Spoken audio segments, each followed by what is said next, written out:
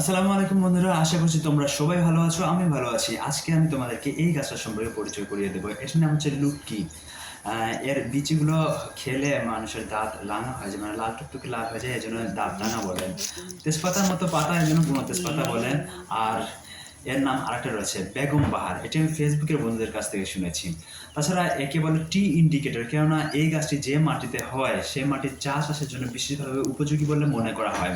এই গাছটি পাহাড়ি গাছ, জঙ্গলে এগুলোতে নাকি পড়ে থাকে, এর নাকি ঔষধি গুণাগুণ রয়েছে। আমি তো সব কিছু জানতাম না। আমি এই গাছটিকে আহ, দেখার পর মানে নেটে সার্চ করে তারপর এই গাছের সম্পর্কে অনেক কিছু জেনেছি।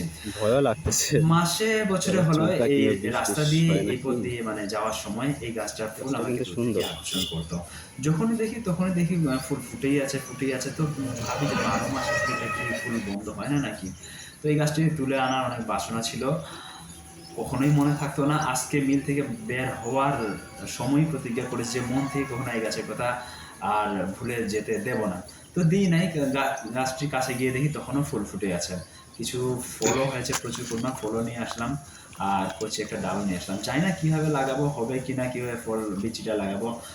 তবে হয় কিনা ভবিষ্যতে তোমার সাথে শেয়ার করবো। আর তোমরাও আমাকে জানিও যে এই মানে রাস্তাঘাটের যে কোনো জায়গায় যে কোনো গাছ থাকলে আমার যেটা ভালো লাগে আমি তুলে নিয়ে আসার চেষ্টা করি। তো এটাকে আনার চেষ্টা আমার আছে।